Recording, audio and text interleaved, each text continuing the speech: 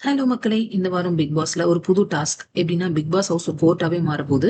Big pass house ஏற்கனவே ஒரு court மாரி தான் இருக்கு. எல்லாரும் வழக்காடிட்டு தான் இருக்காங்க. இதுல புது வழக்காடு மன்றம் வேறயா? அப்படின்னு உங்க மனசுல நினைக்கிறது எங்களுக்கு புரியுது. ஒவ்வொருத்தவங்களுக்கும் ஒரு கார்ட் குடுத்துருக்காங்க. அதுல வந்து அவங்க 3 கம்ப்ளைண்ட் ரைஸ் பண்ணிக்கலாம். பார்வதி கனிக்கு அகெயின்ஸ்டா சபரிக்கு ஃபேவரா ஒரு கம்ப்ளைண்ட் ரைஸ் பண்ணியிருக்காங்க. விக்ரம் வேற ஒரு கம்ப்ளைண்ட் வந்து ரைஸ் பண்ணியிருக்காரு. அப்புறம் அ திவ்யா கணேஷும், அமித் பார்கவும் தான் ஜட்ஜா இருக்காங்க. ஒரு கேஸ் போயிட்டுருக்கு. பார்வதி வந்து நடுவுல இன்டர்ஃபியர் பண்றாங்க. என்னால எப்படி ஜட்ஜ்மென்ட் சொல்ல முடியுமோ அப்படித்தான் நான் சொல்லுவேன் அப்படின்னு ஜட்ஜா இருக்கிற திவ்யா சொல்றாங்க. பார்வதி கொஞ்சம் சாஃப்ட்டா I respect the honourable court அப்படின்னு சொல்றாங்க. அப்படி சொன்னாலும் அவங்க எவ்வளவு தூரம் ரெஸ்பெக்ட் பண்றாங்கன்னு தெரியல. ஃபேஸே அவங்களுக்கு வேற மாரி போகுது. அவங்கள பார்த்து திவ்யாவோட ஃபேஸும் அதுவும் வேற மாரி போகுது. அமைதியா இருங்க இல்லைன்னா வெளியில போங்க அப்படின்னு அமித் கொஞ்சம் ஸ்ட்ராங்காவே சொல்றாரு. யாரு மேல என்ன நடவடிக்கை எடுக்க போறாங்கன்னு இந்த எபிசோட்ல கொஞ்சம் வெயிட் பண்ணி தான் பார்க்கணும். பிக் பாஸ் என்ன சொல்ல போறாரு? ஹோஸ்ட் விஜய் சேதுபதி வந்து இந்த வீக்கெண்ட்ல என்ன கமெண்ட் பண்ண போறாரு? பொறுத்திருந்து பார்ப்போம்.